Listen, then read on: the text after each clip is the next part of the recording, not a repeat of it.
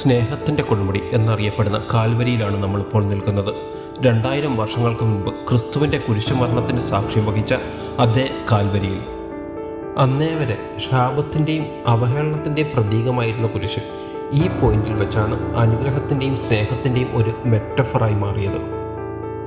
എന്നാൽ വിശുദ്ധ കുരിശുമായി ബന്ധപ്പെട്ട വിശുദ്ധ മരത്തിൻ്റെ കഥ ഇതിലും യുഗങ്ങൾക്ക് മുൻപേ തുടങ്ങിയതാണ്.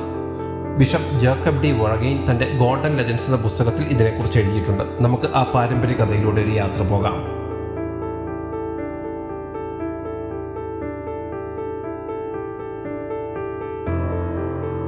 വിശുദ്ധ മരത്തിൻ്റെ വേരുകൾ തേടിയുള്ള നമ്മുടെ ആദ്യ യാത്ര ജെറുസലേമിൽ നിന്നും ഹെബ്രോണിലേക്കാണ്.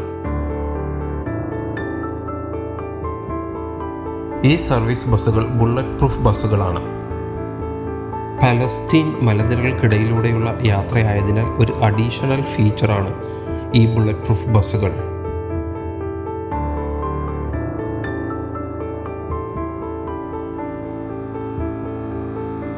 നമ്മളിപ്പോൾ കടന്നു പോകുന്നത് highway 60 road of the patriarchs അഥവാ വിശ്വാസത്തിൻ്റെ പിതാക്കന്മാരുടെ പാത എന്ന അതിപുരാതന പാതയ്ക്ക് ഏകദേശം സമാന്തരമായി നിർമ്മിച്ച ഒരു പാതയാണിത്.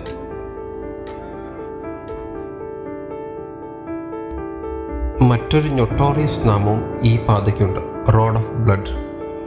നമ്മൾ നേരത്തെ പറഞ്ഞതുപോലെ പലസ്തീനിയൻ മലനിരകൾക്കിടയിലൂടെ ആയതിനാൽ ഇവിടെ വെടിവെപ്പും മറ്റാക്രമണങ്ങളും ഒരു നിത്യ സംഭവമാണ്.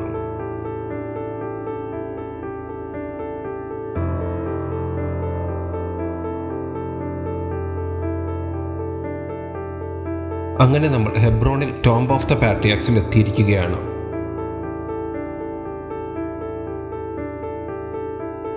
ജൂത, ക്രിസ്തീയ, മുസ്ലിം മതവിശ്വാസികൾ ഒരുപോലെ വിശുദ്ധമായി കണക്കാക്കപ്പെടുന്ന ഇവിടെ നിന്നാണ് നമ്മുടെ വിശുദ്ധ മരത്തിൻ്റെ തുടക്കം. വിശുദ്ധ മരവുമായി ബന്ധപ്പെട്ട പാരമ്പര്യ കഥയിലേക്ക് കടക്കുന്നതിന് മുൻപ് നമുക്ക് ഈ സ്ഥലത്തിൻ്റെ ചില പ്രത്യേകതകളൊന്ന് അറിയാം.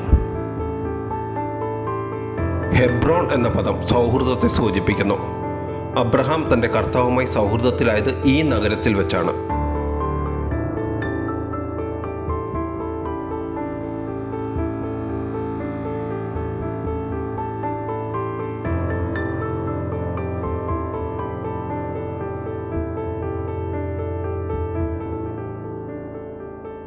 പരമകാരുണ്യവാന്റെ സുഹൃത്ത് എന്ന അർത്ഥത്തിൽ അറബ്സ് അബ്രഹാമിനെ വിളിക്കുന്നത് അൽ ഖലീൽ ഇർ റഹ്മാൻ എന്നാണ്. അതിനാൽ അറബ്സിന് ഈ നഗരം അൽ ഖലീലാണ്. തലമുറകളായി വിശ്വാസത്തിൻ്റെ മാതാപിതാക്കന്മാർ എന്നറിയപ്പെടുന്ന സാറ, അബ്രഹാം, റബേക്ക, ഇസഹാക്ക്, ലയ, യാക്കോബ് ദമ്പതിമാർ ഇവിടെ അന്ത്യവിശ്രമം കൊള്ളുന്നു. തൻ്റെ പ്രിയ പത്നിയുടെ വിയോഗ സമയത്ത് പോലും ഈ സ്ഥലം വില കൊടുത്തു വാങ്ങുവാൻ അബ്രഹാമിനെ പ്രേരിപ്പിച്ച പ്രധാനമായ 2 കാരണങ്ങളെക്കുറിച്ച് ഹീബ്രു സോഴ്സസിൽ പറയുന്നുണ്ട്.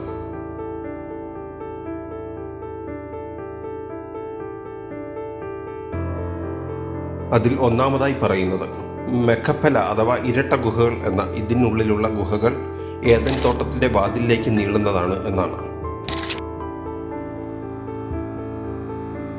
മറ്റൊരു കാരണമായി പറയുന്നത് ആദ്യ മാതാപിതാക്കളായ ആദവും ഹൗവയും അന്ത്യവിശ്രമം കൊണ്ടിരുന്നത് ഈ മണ്ണിലാണ് എന്നതാണ്.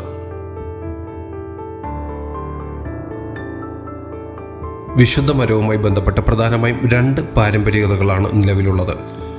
ഒന്ന് ആദിപിതാവ് ആദവുമായി ബന്ധപ്പെട്ടതും മറ്റൊന്ന് അബ്രഹാമുമായി ബന്ധപ്പെട്ടതും.